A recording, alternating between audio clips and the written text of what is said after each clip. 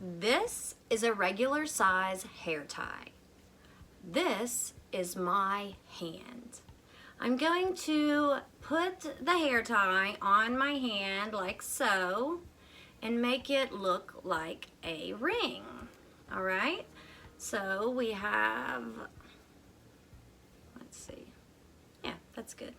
All right, so it's got this little loop in the back. It's like this in the front.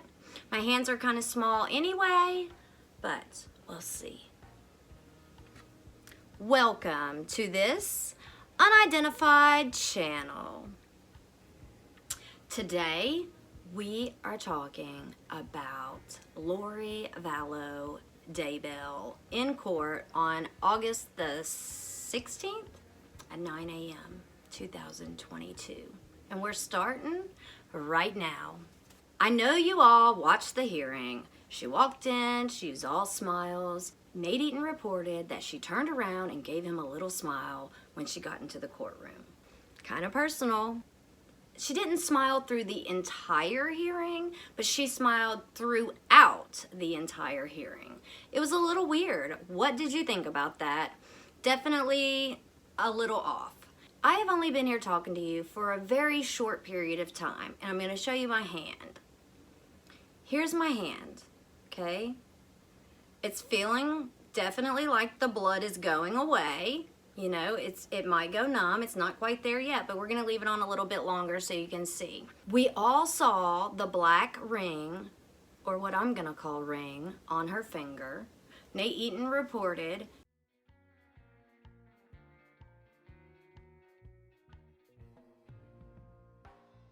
that you could now wear jewelry in jail, which I thought was a little strange. What do you think? I'll put his post of where he said that right here so you can see it, or here somewhere. Justin Lum reported that it looks like a ponytail holder. So here's the ponytail holder. I believe she had 5 rings because people were commenting on the rings were for all of the dead people that she had murdered. So that would be Tylee Ryan, JJ Vallow, Alex Cox, Charles Vallow, and Tammy Daybell. And some even included, they left Tammy out and included Joe Ryan. So what do you think? Hair tie? Jewelry? Maybe rubber band, a big rubber band, or an oversized hair tie? My fingers are very small, and this is only wrapped 3 times, and she had 5 bars or loops or whatever. Tell me what you think. I want to know what you think.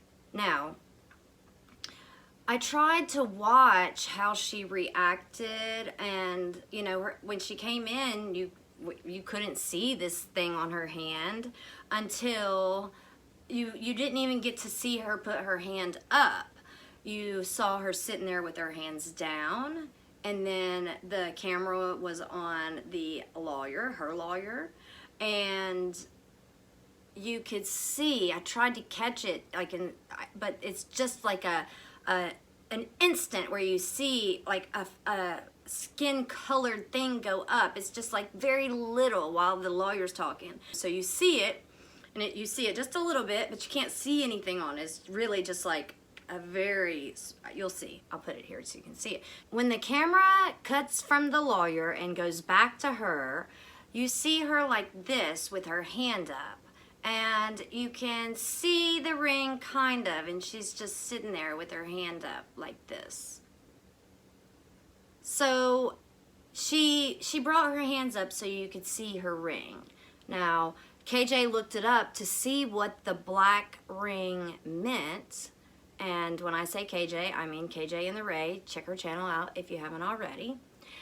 So KJ and the Ray asked if you had ever thought about finding out the meaning of the black wedding band, and she goes into what she found it to mean. A very strong commitment, you're committed and you're powerful.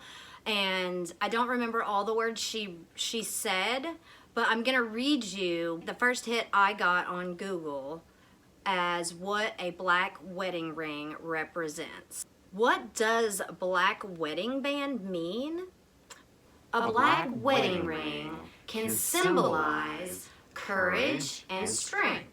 If both people in the relationship wear black wedding bands, it may be done as a way to symbolize a very strong relationship bound by an unusually strong sense of commitment.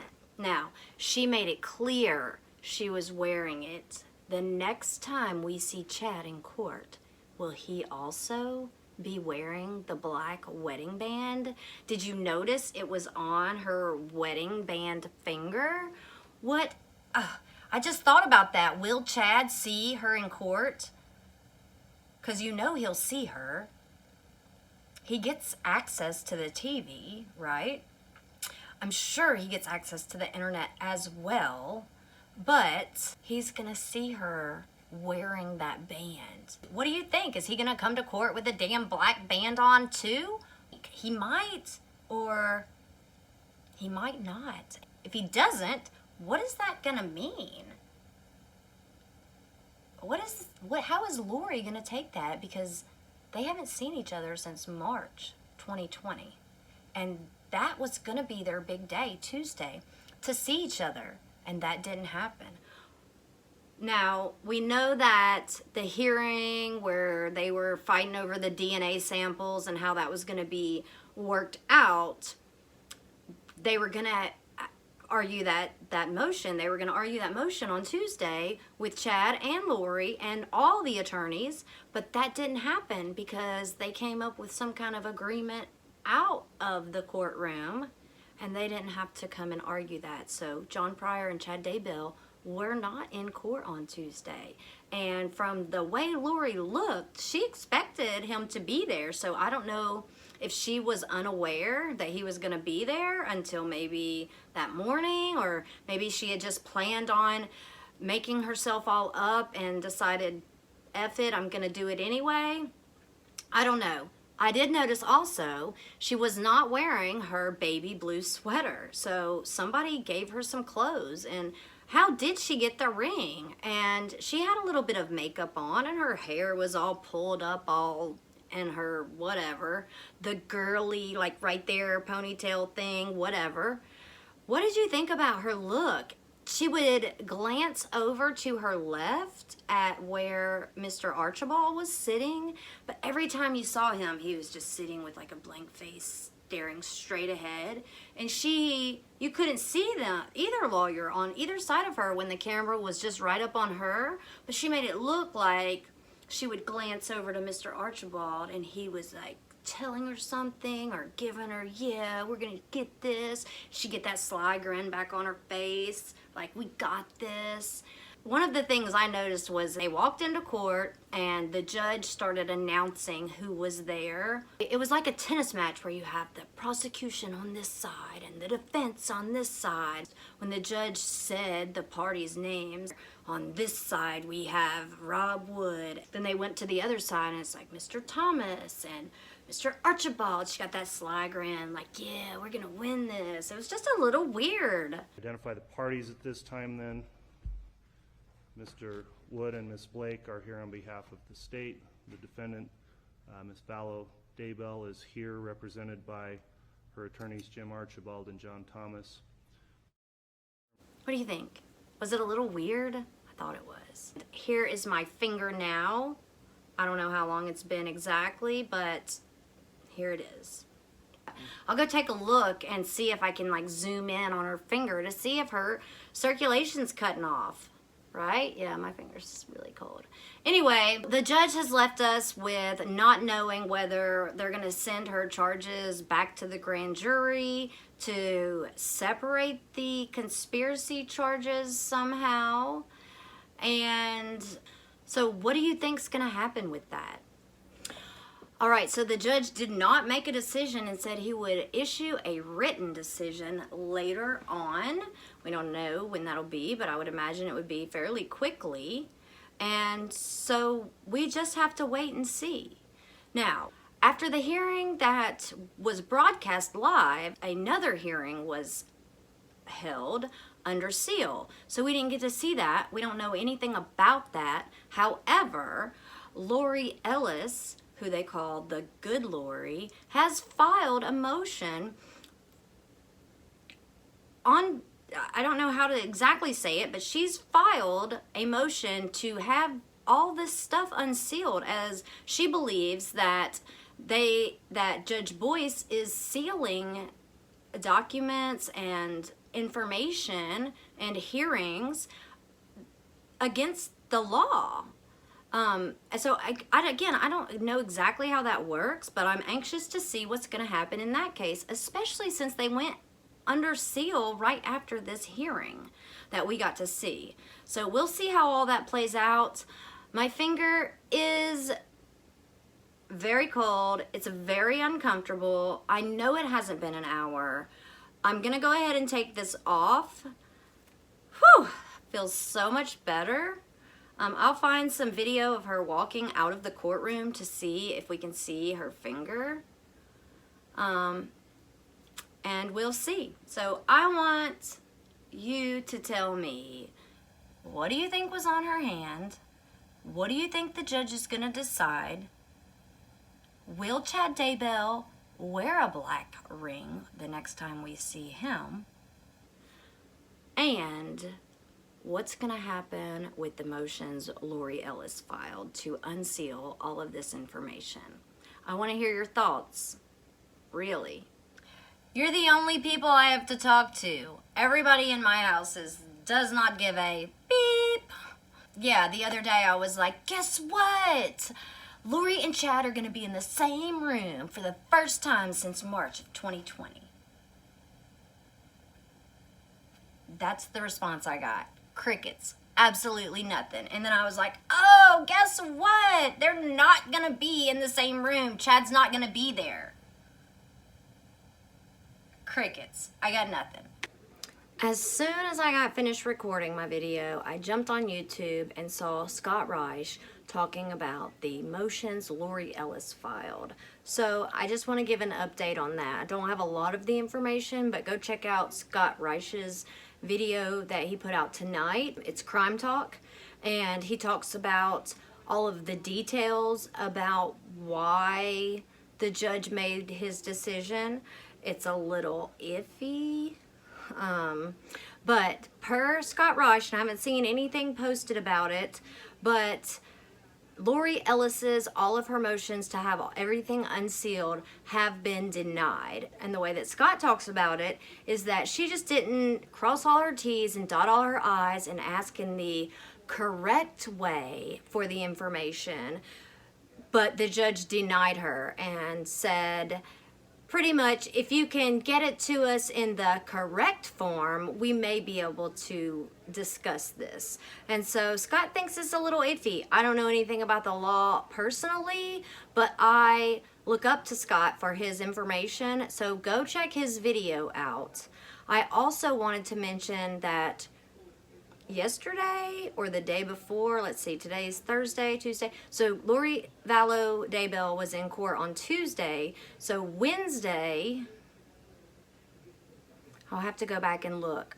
Either yesterday or this morning, I got several text messages from the Vine auto text thing that sends text messages when court dates are scheduled, and I got lots of scheduled dates for Chad Daybell.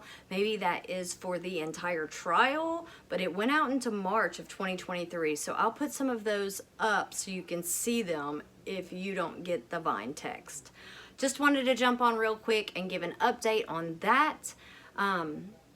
So that's it. Check out Scott's video. I'll try and link it in the comments below or the description below. Thanks again for being here, and I'll see you guys next time. Bye. So let me know your thoughts. Thank you so much for being here with me. If you haven't already, let me know where you're watching from. There are people all over the world on YouTube, and I want to know what part of the world you're in. And I will see you next time. What do you guys think? it's a little weird, right? A little creepy with her smiles and I've got this under control and we're gonna take you down, and a black, hold on, it says,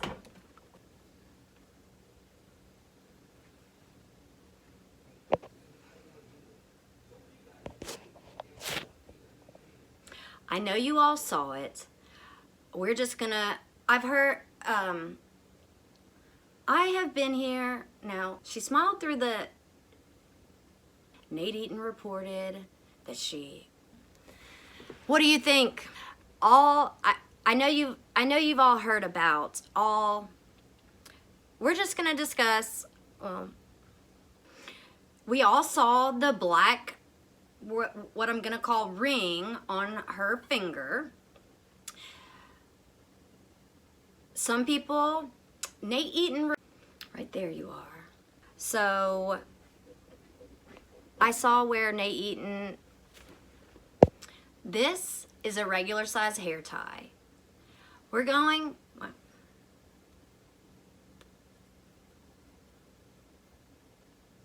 don't know why it's still showing skin. All right, is that good? And we're gonna let that sit for a minute. Right there you are. Her little hairstyle. Now, I have only been here talking to you for just a bit, very little bit. And this is only wrapped 3 times, and Miss Blakely, what is her name? Rachel? No, it's Rachel Smith, and I'll have to look it up. And when the judge announced, or I guess it's announced, I can't think of her name, and she doesn't put her hand back up at the end of oh, my finger is like cold. It's cold to the touch, for sure. Right there you are. Bye.